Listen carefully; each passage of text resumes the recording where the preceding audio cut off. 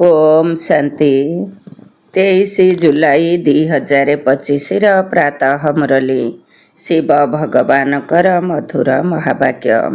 शिव बाबा कहते मिठे बच्चे जेते बेले समय मिलुछि एकांतरे बसी विचार सागर मंथन कर।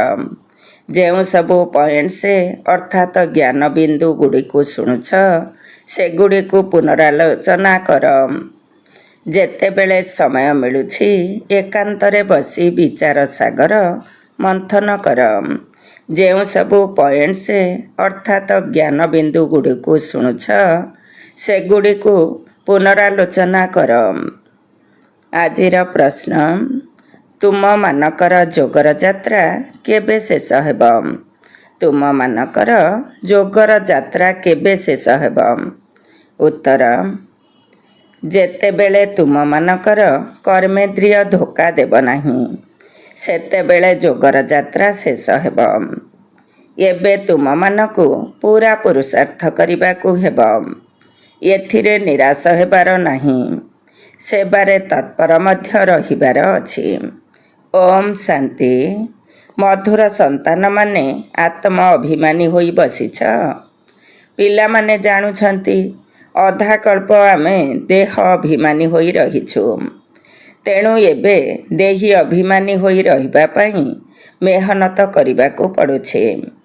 बाबा आसी बुझाउछंती जे निजको आत्मा निश्चय करि बस, तेबे बाबा मने पड़िबे, नचेत बाबांकर स्मृति भूली जीव।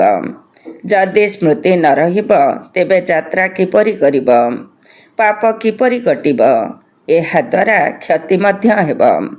सेथिपाई घड़ी घड़ी बाबा को मने पकाओ, एहा ही मुख्य कथा। बाकी बाबा को मने पकाइबा पई अनेक प्रकारर उपाय बाबा बताउछंती। ठीक कौन भूल कौन एक कथा मध्य बुझाउछंती। बाबा हेउछंती ज्ञानर सागर, सीए भक्ति को मध्य जानिछंती। पिला मानको भक्ति मार्ग रे कौन कौन करबा को पड़ी थाए एक कथा बुझाई थांती। यही यज्ञ तप इत्यादि करिबा एसबु भक्ति मार्गर कथा।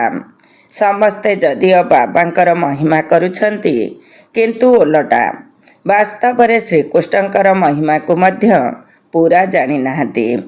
प्रत्येक कथा को बुझिबा दरकार ना। जेपरि कृष्ण को वैकुंठर नाथ कहा जाउछि। अच्छा बाबा पचारुछंती कृष्ण को त्रिलोकीनाथ कहा जाई परिबो कि?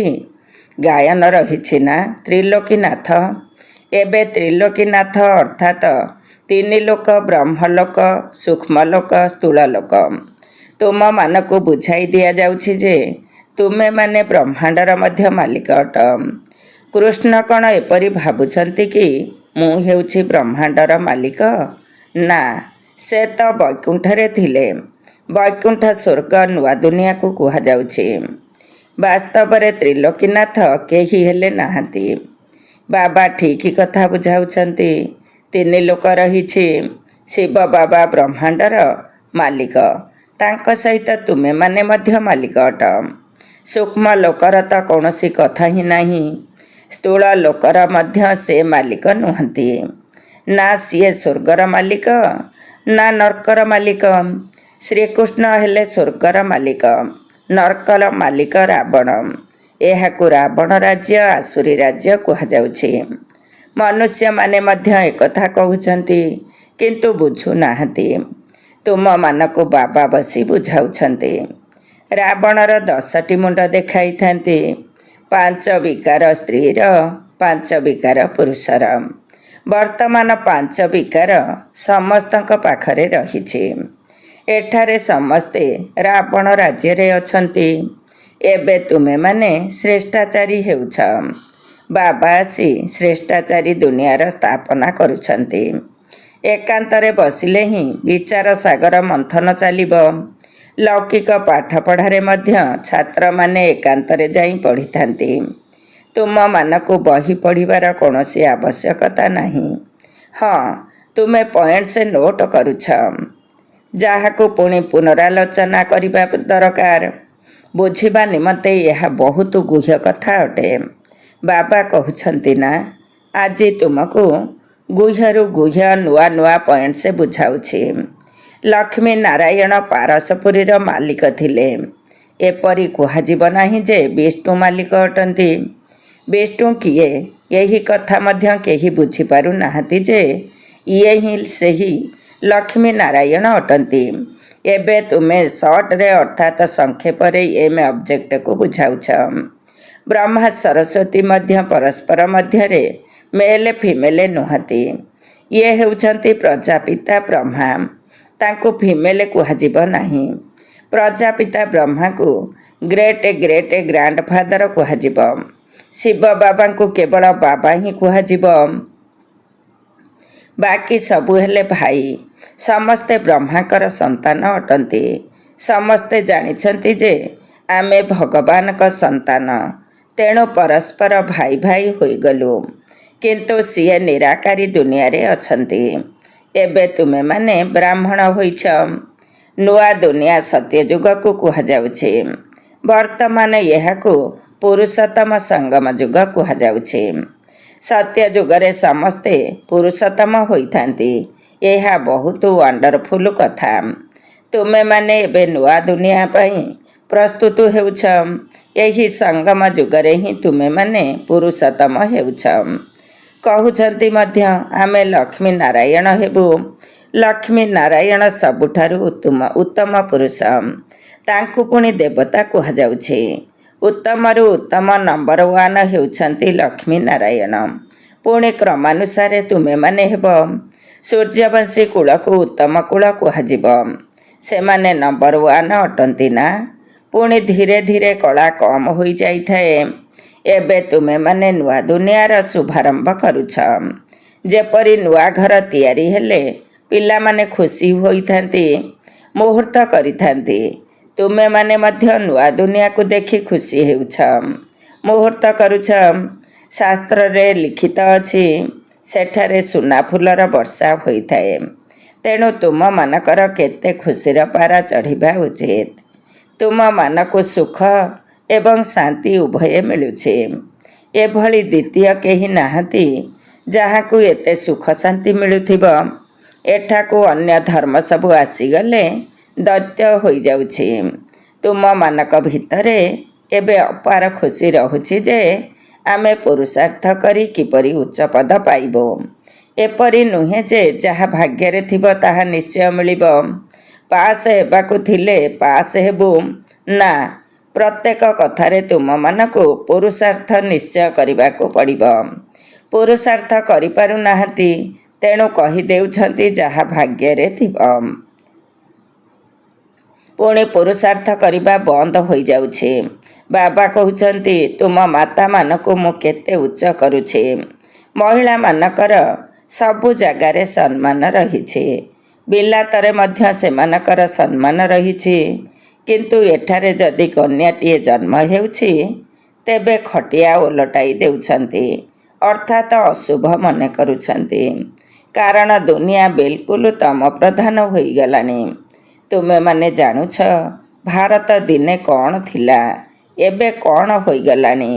ମନୁଷ୍ୟ ଭୁଲି ଯାଇଛନ୍ତି, ତେଣୁ ଶାନ୍ତି ମାଗୁଛନ୍ତି, ଚାହୁଁଛନ୍ତି ବିଶ୍ୱରେ ଶାନ୍ତି ହେଉ। ତୁମେମାନେ ଏହି ଲକ୍ଷ୍ମୀ ନାରାୟଣଙ୍କର ଚିତ୍ର ଦେଖାଅ ଏବଂ କୁହ ଯେତେବେଳେ ଏମାନଙ୍କର ରାଜ୍ୟ ଥିଲା, ସେତେବେଳେ ଦୁନିଆରେ ପବିତ୍ରତା, ସୁଖ, ଶାନ୍ତି ସବୁକିଛି ଥିଲା। ତୁମମାନଙ୍କୁ ମଧ୍ୟ ଏହିପରି ରାଜ୍ୟ ଦରକାର ନା? ମୂଳ ବତନରେ ବିଶ୍ୱର ଶାନ୍ତି ବୋଲି କୁହାଯିବ ନାହିଁ। ବିଶ୍ୱରେ ଶାନ୍ତି ଏହିଠାରେ ହେବ ନା? ଦେବତାମାନଙ୍କ ରାଜ୍ୟ ସାରା ବିଶ୍ୱରେ ଥିଲା। ବ୍ରହ୍ମଲୋକ ହେଉଛି ଆତ୍ମାମାନଙ୍କର ଦୁନିଆ। ମନୁଷ୍ୟମାନେ ଏକଥା ଜାଣିନାହାନ୍ତି ଯେ ଆତ୍ମାମାନଙ୍କର ମଧ୍ୟ ଏକ ଦୁନିଆ ରହିଛି। ବାବା କହୁଛନ୍ତି ମୁଁ ତୁମମାନଙ୍କୁ କେତେ ଉଚ୍ଚ ପୁରୁଷୋତ୍ତମ କରୁଛି। ଏହି ସବୁ କଥା ଅନ୍ୟମାନଙ୍କୁ ବୁଝାଇବା ଦରକାର। ଏପରି ନୁହେଁ କି ରଡ଼ି ମାରିବ ଯେ ଭଗବାନ ଆସିଛନ୍ତି, କେହି ମାନିବେ ନାହିଁ। ଆହୁରି ଗାଳି ଖାଇବ ଏବଂ ଅନ୍ୟମାନଙ୍କୁ ମଧ୍ୟ ଖୁଆଇବ। ସେମାନେ କହିବେ ବିକେ ନିଜର ବାବାଙ୍କୁ ଭଗବାନ କହୁଛନ୍ତି। ଏଭଳି କୌଣସି ସେବା ହୁଏ ନାହିଁ। ବାବା ସେବା କରିବା ପାଇଁ ଭିନ୍ନ ଭିନ୍ନ ଉପାୟ ବତାଉଛନ୍ତି। ଘରେ 8-10ଟି ଭଲ ଭଲ ଚିତ୍ର କାନ୍ଥରେ ଲଗାଇ ଦିଅ ଏବଂ ବାହାରେ ଲେଖିଦିଅ, ଯଦି ବେହଦର ବାବାଙ୍କ ଠାରୁ ବେହଦ ସୁଖର ବର୍ଷା ନେବାକୁ ଚାହୁଁଛ ଅଥବା ମନୁଷ୍ୟରୁ ଦେବତା ହେବାକୁ ଚାହୁଁଛ, ତେବେ ଆସ ଆମେ ଆପଣମାନଙ୍କୁ ବୁଝାଇବୁ। ଏହିଭଳି ଭାବରେ ବୁଝାଇଲେ ବହୁତ ଆସିବାରେ ଲାଗିବେ, ସ୍ୱତଃ ଆସିବେ। ବିଶ୍ୱରେ ଦିନେ ଶାନ୍ତି ଥିଲା ନା? ଏବେ ଏତେ ଢେର ଧର୍ମ ରହିଛି। ଏହି ତମ ପ୍ରଧାନ ଦୁନିଆରେ ଶାନ୍ତି କିପରି ହୋଇପାରିବ? ବିଶ୍ୱରେ ଶାନ୍ତି କେବଳ ଭଗବାନ ହିଁ କରିପାରିବେ। ଯେତେବେଳେ ଶିବ ବାବା ଏଠାକୁ ଆସୁଛନ୍ତି ତେବେ ନିଶ୍ଚୟ କିଛି ଉପହାର ଆଣୁଥିବେ। ଏକମାତ୍ର ବାବା ହିଁ ଏତେ ଦୂରରୁ ଆସୁଛନ୍ତି ଏବଂ ଥରେ ମାତ୍ର ଆସୁଛନ୍ତି। ବାବା ପ୍ରତି 5000 ବର୍ଷ ପରେ ଥରେ ଆସୁଛନ୍ତି। ଯେପରି ତୀର୍ଥଯାତ୍ରାରୁ ଫେରିଲେ ପିଲାମାନଙ୍କ ପାଇଁ କିଛି ଉପହାର ଆଣିଥାନ୍ତି, ସ୍ତ୍ରୀର ପତି ମଧ୍ୟ ପିଲାର ବାପା ତ ହୋଇଥାଏ ନା, ପୁଣି ଦାଦା, ପରଦାଦା, ତରଦାଦା ହୋଇଥାନ୍ତି। ସେହିପରି ଏହାକୁ ତୁମେମାନେ ବାବା କହୁଛ, ପୁଣି ଗ୍ରେଟ୍ ଗ୍ରେଟ୍ ଗ୍ରାଣ୍ଡ ଫାଦର ମଧ୍ୟ ଥିବେ। ଏହା ମଧ୍ୟ ବଂଶାବଳୀ ଅଟେ ନା? ଏଡମ ଆଦିଦେବ ନାମ ରହିଛି, କିନ୍ତୁ ମନୁଷ୍ୟମାନେ ଏହାର ଅର୍ଥକୁ ବୁଝୁନାହାନ୍ତି। ବାବା ହିଁ ଏହାର ଅର୍ଥକୁ ବୁଝାଉଛନ୍ତି। ବାବାଙ୍କ ଦ୍ୱାରା ସୃଷ୍ଟିଚକ୍ରର ଇତିହାସ ଭୂଗୋଳକୁ ଜାଣି ତୁମେମାନେ ଏବେ ଚକ୍ରବର୍ତ୍ତୀ ରାଜା ହେଉଛ। ବାବା କେତେ ସ୍ନେହ ଏବଂ ରୁଚିର ସହିତ ପାଠ ପଢ଼ାଉଛନ୍ତି, ତେଣୁ ସେହିପରି ପଢ଼ିବା ଦରକାର ନା? ସକାଳ ସମୟରେ ସମସ୍ତେ ଫ୍ରି ରହିଥାନ୍ତି, ତେଣୁ ସକାଳୁ କ୍ଲାସ ହୋଇଥାଏ। ଅଧଘଣ୍ଟା 45 ମିନିଟ୍ ମୁରଲି ଶୁଣି ପୁଣି ଚାଲିଯାଅ।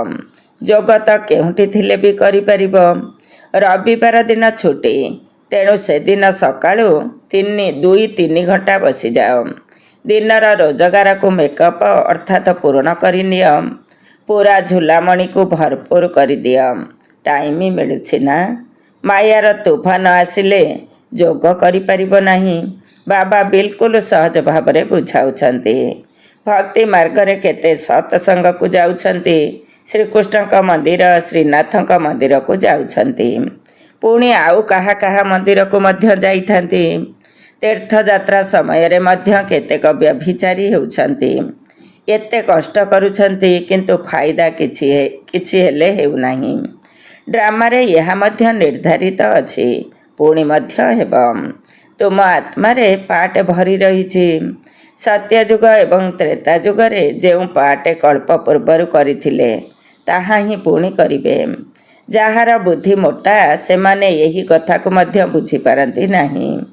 ଯାହାର ବୁଦ୍ଧି ସୂକ୍ଷ୍ମ ସେମାନେ ଭଲ ଭାବରେ ବୁଝିପାରିବେ ଏବଂ ଅନ୍ୟମାନଙ୍କୁ ମଧ୍ୟ ବୁଝାଇ ପାରିବେ। ତାଙ୍କୁ ଅନ୍ତରରେ ଅନୁଭବ ହୁଏ ଯେ ଏହା ଅନାଦି ନାଟକ ଅଟେ। ଦୁନିଆରେ ଏହି କଥାକୁ କେହି ବୁଝୁନାହାନ୍ତି ଯେ ଏହା ହେଉଛି ବେହଦର ନାଟକ। ଏହାକୁ ବୁଝିବାରେ ମଧ୍ୟ ସମୟ ଲାଗୁଛି। ବାବା ପ୍ରତି କଥାକୁ ବିସ୍ତାର ଭାବରେ ବୁଝାଇ ପୁଣି କହୁଛନ୍ତି, ମୁଖ୍ୟ କଥା ହେଲା ଯୋଗର ଯାତ୍ରା। ସେକେଣ୍ଡରେ ଜୀବନ ମୁକ୍ତିର ମଧ୍ୟ ଗାୟନ ରହିଛି ଏବଂ ଏକଥା ମଧ୍ୟ ଗାୟନ ରହିଛି ଯେ ସେ ଜ୍ଞାନର ସାଗର ଅଟନ୍ତି। ସାରା ସାଗରକୁ ସ୍ୟାହି କର, ଜଙ୍ଗଲକୁ କଲମ କର, ଧରିତ୍ରୀକୁ କାଗଜ କର, ତେବେ ମଧ୍ୟ ଅନ୍ତ ହୋଇପାରିବ ନାହିଁ। ଆରମ୍ଭରୁ ତୁମେମାନେ କେତେ ଲେଖି ଆସିଛ, ଢେର କାଗଜ ହେବ। ତୁମମାନଙ୍କୁ ଏବେ କୌଣସି ଧକ୍କା ଖାଇବାର ଆବଶ୍ୟକତା ନାହିଁ। ମୁଖ୍ୟ କଥା ହେଲା ଅଲଭ ବାବାଙ୍କୁ ମନେ ପକାଇବାକୁ ହେବ। ଏଠାକୁ ମଧ୍ୟ ତୁମେମାନେ ଶିବ ବାବାଙ୍କ ପାଖକୁ ଆସୁଛ। ଶିବ ବାବା ବ୍ରହ୍ମାଙ୍କ ଶରୀରରେ ପ୍ରବେଶ କରି ତୁମମାନଙ୍କୁ କେତେ ସ୍ନେହର ସହିତ ପାଠ ପଢ଼ାଉଛନ୍ତି। ଏଥିରେ କିଛି ବଡ଼ପଣିଆ ନାହିଁ। ବାବା କହୁଛନ୍ତି, ମୁଁ ଏହି ପୁରୁଣା ଶରୀରରେ ଆସୁଛି। କିପରି ସାଧାରଣ ଭାବରେ ଶିବ ବାବା ଆସି ପାଠ ପଢ଼ାଉଛନ୍ତି। କୌଣସି ଅହଙ୍କାର ନାହିଁ। ବାବା କହୁଛନ୍ତି, ତୁମେମାନେ ମୋତେ କହୁଛ, ଏହି ପତିତ ଦୁନିଆ ପତିତ ଶରୀରରେ ଆସ। ଆସି ଆମକୁ ଶିକ୍ଷା ଦିଅ। ସତ୍ୟ ଯୁଗରେ ତ ଡାକୁ ହିଁ ନାହ ଯେ ବାବା ହୀରା ନୀଳାର ମହଲରେ ଆସି ବସ, ଭୋଜନ ଆଦି କର। ବାସ୍ତବରେ ଶିବ ବାବା ଭୋଜନ ଖାଉନାହାନ୍ତି। ଆଗରୁ ଡାକୁଥିଲେ ଯେ ଆସି ଭୋଜନ ଖାଅ, 36 ପ୍ରକାର ଭୋଜନ ଖୁଆଉଥିଲେ। ଏହା ପୁଣି ମଧ୍ୟ ହେବ। ଏହାକୁ ମଧ୍ୟ ଚରିତ୍ର କୁହାଯିବ। କୃଷ୍ଣଙ୍କର ଚରିତ୍ର କ'ଣ?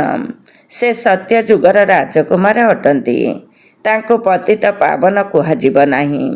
ସତ୍ୟ ଯୁଗରେ ଇଏ ବିଶ୍ୱର ମାଲିକ କିପରି ହେଲେ, ଏକଥା ମଧ୍ୟ ଏବେ ତୁମେମାନେ ଜାଣୁଛ। ମନୁଷ୍ୟମାନେ ଏବେ ମଧ୍ୟ ବିଲକୁଲ ଘୋର ଅନ୍ଧକାରରେ ଅଛନ୍ତି। ତୁମେ ଘୋର ଆଲୋକରେ ଅଛ। ବାବା ଆସି ରାତ୍ରିକୁ ଦିନ କରୁଛନ୍ତି। ଅଧାକଳ୍ପ ତୁମେମାନେ ରାଜ୍ୟ କରୁଛ। ତେଣୁ କେତେ ଖୁସି ହେବା ଦରକାର। ତୁମମାନଙ୍କର ଯୋଗର ଯାତ୍ରା ସେତେବେଳେ ସମ୍ପୂର୍ଣ୍ଣ ହେବ ଯେତେବେଳେ ତୁମମାନଙ୍କର କୌଣସି କର୍ମେନ୍ଦ୍ରିୟ ଧୋକା ଦେବ ନାହିଁ। କର୍ମାତୀତ ଅବସ୍ଥା ହୋଇଗଲେ ହିଁ ଯୋଗର ଯାତ୍ରା ଶେଷ ହେବ। ଏବେ ଶେଷ ହୋଇନାହିଁ। ଏବେ ତୁମମାନଙ୍କୁ ପୁରା ପୁରୁଷାର୍ଥ କରିବାକୁ ହେବ। କେବେ ବି ନିରାଶ ହୁଅ ନାହିଁ। କେବଳ ସେବା ଆଉ ସେବା। ବାବା ମଧ୍ୟ ଆସି ବୁଢ଼ା ଶରୀରରେ ସେବା କରୁଛନ୍ତି ନା। ବାବା ହେଲେ କରନ କରାବନ ହାର। ତାଙ୍କର ପିଲାମାନଙ୍କ ପାଇଁ କେତେ ଚିନ୍ତା ରହୁଛି। ଏକଥା କରିବାକୁ ହେବ, ଘର କରିବାକୁ ପଡ଼ିବ। ଯେପରି ଲୌକିକ ପିତାଙ୍କର ହଦର ଖିଆଲ ରହିଥାଏ, ସେହିପରି ପାରଲୌକିକ ବାବାଙ୍କର ବେହଦର ଖିଆଲ ରହୁଛି। ତେଣୁ ତୁମମାନଙ୍କୁ ମଧ୍ୟ ସେବା କରିବାକୁ ହେବ। ଦିନକୁ ଦିନ ବହୁତ ସହଜ ହୋଇଯାଉଛି। ଯେତେ ବିନାଶର ସମୟ ନିକଟ ହୋଇ ଆସିବ, ସେତେ ତୁମମାନଙ୍କ ଭିତରେ ଶକ୍ତି ଆସିବ। ଗାୟନ ମଧ୍ୟ ରହିଛି। ଭୀଷ୍ମ ପିତାମହ ଆଦିଙ୍କୁ ଶେଷ ସମୟରେ ତୀର ଲାଗିଲା। ଏବେ ତୀର ଲାଗିଲେ ବହୁତ ହଙ୍ଗାମା ହୋଇଯିବ। ଏତେ ଭିଡ଼ ହୋଇଯିବ ଯେ ସେ କଥା ନ କହିଲେ ଭଲ। କହୁଛନ୍ତି ନା, ମୁଣ୍ଡ କୁଣ୍ଡାଇବାକୁ ମଧ୍ୟ ଫୁର୍ସତ ମିଳିବ ନାହିଁ। ବାସ୍ତବରେ ଏଭଳି କିଛି କଥା ହେବ ନାହିଁ। କିନ୍ତୁ ଯଦି ଭିଡ଼ ହୋଇଯାଏ, ତେବେ ଏପରି କୁହାଯାଏ, ସେମାନଙ୍କୁ ତୀର ଲାଗିଲେ ତୁମର ପ୍ରଭାବ ବାହାରିବ। ସବୁ ସନ୍ତାନମାନଙ୍କୁ ବାବାଙ୍କର ପରିଚୟ ମିଳିବ। ତୁମେମାନେ 3 ପାଦ ପୃଥିବୀରେ ମଧ୍ୟ ଏହି ଅବିନାଶୀ ଈଶ୍ୱରୀୟ ବିଶ୍ୱବିଦ୍ୟାଳୟ ଖୋଲିପାରିବ। ପଇସା ନଥିଲେ ମଧ୍ୟ ଚିନ୍ତା ନାହିଁ। ଚିତ୍ର ତୁମମାନଙ୍କୁ ମିଳିଯିବ। ସେବାରେ ମାନ ଅପମାନ, ଦୁଃଖ ସୁଖ, ଥଣ୍ଡା ଗରମ ସବୁ ସହନ କରିବାକୁ ହେବ। କାହାକୁ ହୀରା ସଦୃଶ କରିବା କିଛି କମ୍ କଥା ନୁହେଁ। ବାବା କ'ଣ କେବେ ଥକି ଯାଉଛନ୍ତି? ତୁମେମାନେ କାହିଁକି ଥକି ଯାଉଛ? ଆଚ୍ଛା, ମିଠା ମିଠା ଶିଖିଲଧେ ସନ୍ତାନମାନଙ୍କ ପ୍ରତି ମାତା ପିତା ବାପ ଦାଦାଙ୍କର ମଧୁର ସ୍ନେହ ସମ୍ପନ୍ନ ଶୁଭେଚ୍ଛା ଏବଂ ସୁପ୍ରଭାତ। ଆତ୍ମିକ ପିତାଙ୍କର ଆତ୍ମିକ ସନ୍ତାନମାନଙ୍କୁ ନମସ୍ତେ। ଆମ ଆତ୍ମିକ ସନ୍ତାନମାନଙ୍କର ଆତ୍ମିକ ମାତା ପିତା ବାପ ଦାଦାଙ୍କୁ ନମସ୍ତେ ନମସ୍ତେ, ସୁପ୍ରଭାତ।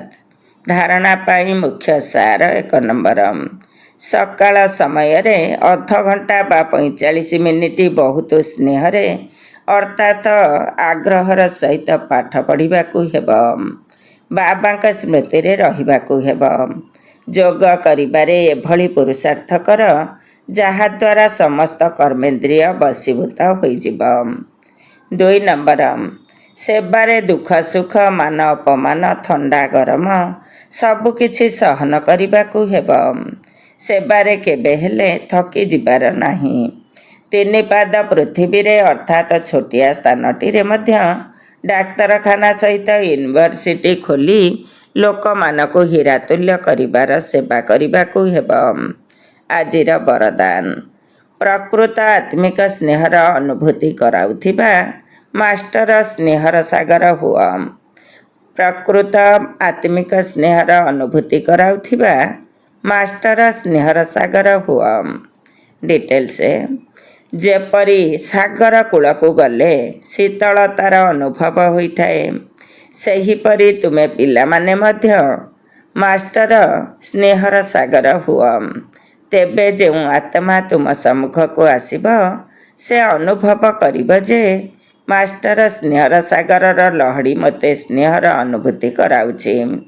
କାହିଁକିନା ଆଜିର ଦୁନିଆ ସଚ୍ଚା ଆତ୍ମିକ ସ୍ନେହର ଭୋକିଲା ଅଟେ। ଦୁନିଆର ସ୍ୱାର୍ଥବାଦୀ ସ୍ନେହକୁ ଦେଖି ଦେଖି ସେଥିପ୍ରତି ବିତୃଷ୍ଣା ଆସିଗଲାଣି। ସେଥିପାଇଁ ସଚ୍ଚା ଆତ୍ମିକ ସ୍ନେହର କେତୋଟି ମୁହୂର୍ତ୍ତର ଅନୁଭୂତିକୁ ମଧ୍ୟ ଜୀବନର ସାହାରା ମନେ କରିବେ। ଆଜିର ସ୍ଲୋଗାନ, ଯଦି ଜ୍ଞାନ ଧନରେ ଭରପୁର ରହିବ ତେବେ ସ୍ଥୂଳ ଧନର ପ୍ରାପ୍ତି ଆପେ ଆପେ ହୋଇଚାଲିବ। ଯଦି ଜ୍ଞାନ ଧନରେ ଭରପୁର ରହିବ ତେବେ ସ୍ଥୂଳ ଧନର ପ୍ରାପ୍ତି ଆପେ ଆପେ ହୋଇଚାଲିବ। ଓମ୍ ଶାନ୍ତି। ଆଜିର ଅବ୍ୟକ୍ତ ଇସାରା, ସଂକଳ୍ପ ଶକ୍ତିକୁ ଜମା କରି ଶ୍ରେଷ୍ଠ ସେବାର ନିମିତ୍ତ ହୁଅ। ଯେପରି ସତ୍ୟଯୁଗୀ ସୃଷ୍ଟି ପାଇଁ କହିଥାନ୍ତି ସେଠାରେ ଏକ ଧର୍ମ ଏକ ରାଜ୍ୟ ରହିବ, ସେହିପରି ସ୍ୱରାଜ୍ୟ କରିବାରେ ମଧ୍ୟ ଏକ ରାଜ୍ୟ ଅର୍ଥାତ୍ ସ୍ୱର ନିର୍ଦ୍ଦେଶ ଅନୁସାରେ ସମସ୍ତେ ଚାଲୁଥିବେ। ମନ ନିଜର ମନମତ ଚଲାଉ ନଥିବ, ବୁଦ୍ଧି ନିଜର ନିର୍ଣ୍ଣୟ ଶକ୍ତିର ହଲଚଲ କରୁନଥିବ, ସଂସ୍କାର ଆତ୍ମାକୁ ନାଚ ନଚାଉ ନଥିବ, ତେବେ କୁହାଯିବ ଏକ ଧର୍ମ ଏକ ରାଜ୍ୟ। ତେଣୁ ଏହିଭଳି ନିୟନ୍ତ୍ରଣ ଶକ୍ତିକୁ ଧାରଣ କରିନିଅ। ଏହା ହିଁ ବେହଦର ସେବାର ସାଧନ ଅଟେ। ଓମ୍ ଶାନ୍ତି।